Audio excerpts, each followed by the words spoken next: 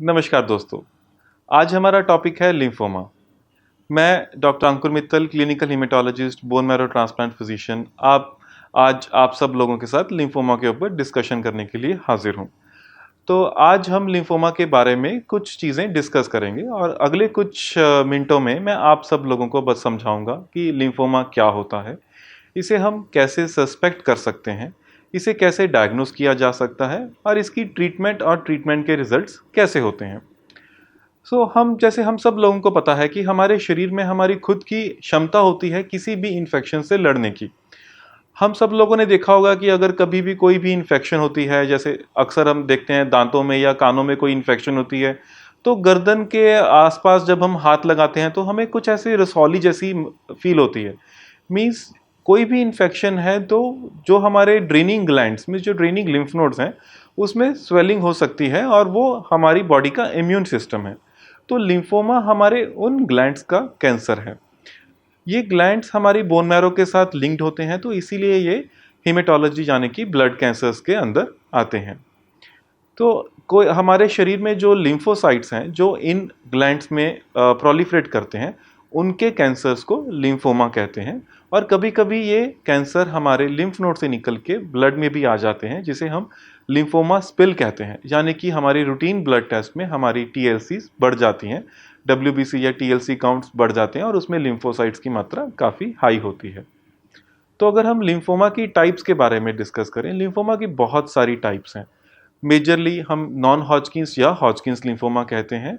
और ये जो टाइप्स हैं या हम किस तरह इसको डिफ्रेंशिएट करते हैं, ये सब मैं आने वाले कुछ मिनटों में आपसे डिस्कस करूंगा।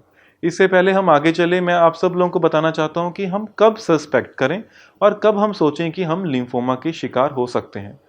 ये आप सब लोगों से डिस्कस करने का मेरा कारण ये है क्योंकि अगर हम लिम्फोमा को सही समय पे डायग्नोस करते हैं तो इसके ट्रीटमेंट के रिजल्ट्स अच्छे आते हैं और अब हम एक अच्छी क्वालिटी प्रोवाइड कर पाते हैं पेशेंट को।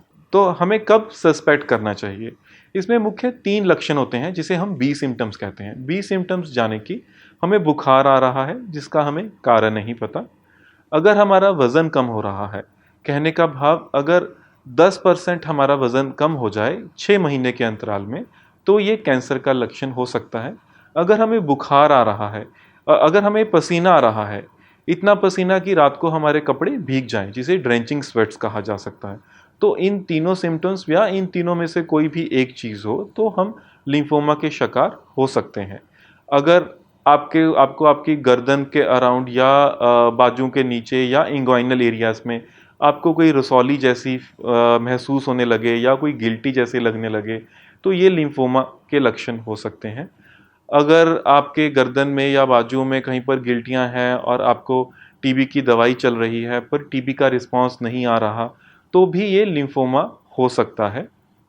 अगर आपको बुखार परसिस्ट कर रहा है, वज़न कम हो रहा है और बहुत वीकनेस महसूस हो रही है, पेट में गिल्टियाँ जैसा या कुछ गोला जैसा फील हो रहा है, या अल्ट्रासाउंड्स या स्कैन्स में लिम्फ नोड्स आई हैं, तो ये लिम्फोमा हो सकता है। तो अगला हमारा क्वेश्चन है कि हम कैसे डायग्नोस करें। ये तो था कि हमें सस्पेक्ट कर लिया कि हम लिम्फोमा के शिकार हो सकते हैं। तो डायग्नोस करने के लिए हमें इसके लिए हिस्टोपैथ यानी कि टुकड़े की जांच अनिवार्य है। अभी भी बहुत से लोगों में ये मिथ है कि अगर हम सुई का जांच या टुकड़े का जांच कराएंगे तो कैंसर फैल सकता है। पर नहीं, ऐसा नहीं है, क्योंकि आज ये साइंस अभी भी लोगों में मिथ है कि अगर हम सुई या टुकड़े का जांच कराते हैं तो ये कैंसर फैल सकता है। पर अभी ये चीज़ नहीं है, साइंस बहुत एडवांस हो चुकी है। हमारे पास बहुत सारी ट्रीटमेंट्स हैं जो टारगेटेड थेरेपीज़ हैं। उसके लिए हमें एक टुकड़े की जांच की ज़रूरत है जिसके ऊपर हम आईएचसी यानी कि हम अलग अलग तरह के रंग चढ़ा के ये देखते हैं कि जो कैंसर के सेल्स हैं उसके ऊपर कौन से टारगेट्स हैं और हम किस टारगेट को हिट कर सकते हैं ताकि हमारी ट्रीटमेंट का रिस्पांस अच्छा है। इसी हिस्टोपैथोलॉजी से, जैसा कि मैंने आपको शुरू से डिस्कस किया था, इसी हिस्टोपैथोलॉजी के बेसिस पे हम ये देख सकते हैं क्या हम हॉजकिंस लिम्फोमा या नॉन हॉजकिंस लिम्फोमा के शिकार हैं। इसके आगे अगर हम और टेस्ट करना चाहें तो हमें फ़िश एनालिसिस है, जिससे हम ये देख सकते हैं कि हमारा जो लिम्फोमा है वो कितना खतरनाक है। और अभी रिसेंटली हमारे पास म्यूटेशन टेस्ट भी अवेलेबल हो गए हैं, जिसमें हम कैंसर को आगे भी क्लासिफाई कर सकते हैं। इसकी स्टेजिंग के लिए हमें पेट स्कैन और बोन मैरो की आवश्यकता होती है। पेट स्कैन से हमें ये पता चलता है कि हमारे शरीर के किस-किस हिस्से में लिम्फोमा हो सकता है। पेट स्कैन कन्फर्मेटरी टेस्ट नहीं होता जिससे हम ये कह सकें कि ये कैंसर है। पेट स्कैन हमें सिर्फ यही बताता है कि हमारे इस हिस्से में कोई बीमारी है।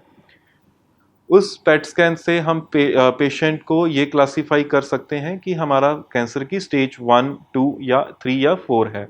जाने कहने का भाव, अगर ये एक ही जगह पे हो तो स्टेज 1 है, अगर ये 2 लिम्फ नोड्स के सिस्टम को इन्वॉल्व कर रहा है तो ये स्टेज 2 है। अगर ये हमारे जो पेट में डायफ्राम है, जो हमारे छाती और पेट को अलग करता है, अगर दोनों तरफ है तो ये स्टेज 3 है। अगर ये हमारी हड्डियों को या किसी ऑर्गन को भी इन्वॉल्व कर रहा है तो ये स्टेज 4 है। इसके आगे इसका ट्रीटमेंट।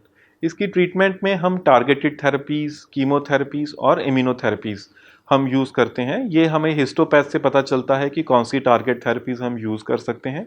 ये प्रोटोकॉल बेस्ड ट्रीटमेंट रहता है, जिसमें हम पेशेंट को 6 महीने के लिए कीमोथेरेपी के साइकिल्स देते हैं और उसके दौरान हम पेशेंट का पेट स्कैन करते हैं, जिससे हमें रिस्पॉन्स का पता चलता है।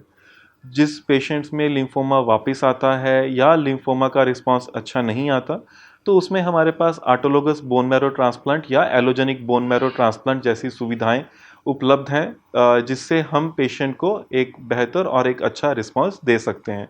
कुछ पेशेंट्स में जिसमें लिम्फोमा बहुत बड़े प्रकार का है, उसमें हम पेशेंट्स को किरणें भी दे सकते हैं।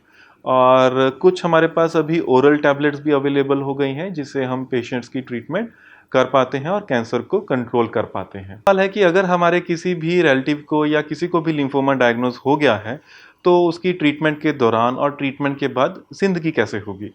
ये देखा जाए तो हर किसी को टेंशन होती है कि हमारे किसी नोन को या किसी भी रिलेटिव को ये कैंसर हो गया है, और अभी भी सब लोगों के दिमाग में है कि कैंसर हो गया तो जीने की क्षमता ख़त्म है और आगे की ज़िंदगी ख़राब हो चुकी है। ऐसा नहीं है। इंडिया में जैसे-जैसे हमारे पास मेडिसिन्स अवेलेबल हो रही हैं और जेनेरिक मॉलिक्यूल्स भी हमारे पास अवेलेबल हो गए हैं, ट्रीटमेंट की कॉस्ट काफ़ी कम हो गई है।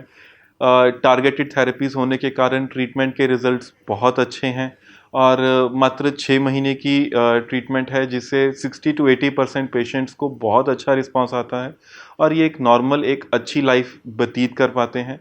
हॉस्पिटल की विज़िट्स भी बहुत ज़्यादा नहीं होती ट्रीटमेंट के दौरान और रिज़ल्ट्स ट्रीटमेंट से काफ़ी अच्छे आते हैं।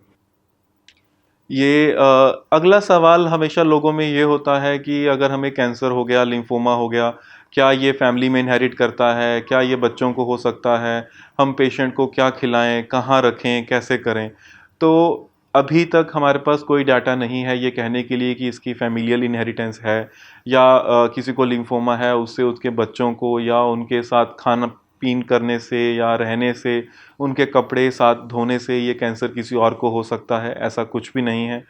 और ना ही हमें उन लोगों को ये ब्लेम करना चाहिए या उसके पिछले जन्म के कुछ कर्म हैं या उसने कुछ खाया पिया है जिसके कारण ये दिक्कत इसको है। नहीं, ऐसा अभी तक हमारे पास कोई डाटा नहीं है और इसके रिज़ल्ट्स और इसकी ट्रीटमेंट काफ़ी अच्छी है और काफ़ी बेहतर हो चुकी है। और अगर हम खाने की बात करें तो ट्रीटमेंट के दौरान जब पेशेंट्स कीमोथेरेपी पे हैं, तो उसके दौरान पेशेंट को साफ़ स्वच्छ खाना खाना चाहिए, जिसमें मसाले कम हों, और कोशिश करें जितना पका हुआ खाना खा सकें उतना पका हुआ खाना खाना चाहिए और पानी फ़िल्टर्ड या बॉइल्ड लेना चाहिए। ट्रीटमेंट के दौरान वो एक नॉर्मल ज़िंदगी जी सकते हैं ट्रीटमेंट के बाद। इसके अलावा अगर आपके कोई भी क्वेरीज़ हैं, लिम्फोमा के रिलेटेड कोई भी क्वेश्चंस हैं, तो आप कमेंट बॉक्स में कमेंट कर सकते हैं। अगर आपको हमारी वीडियो पसंद आई हो तो आप लाइक करें, और अगर आप ऐसी और वीडियोज़ या एजुकेशनल वीडियो सुनना चाहते हैं तो आप हमारे चैनल को सब्सक्राइब कर सकते हैं।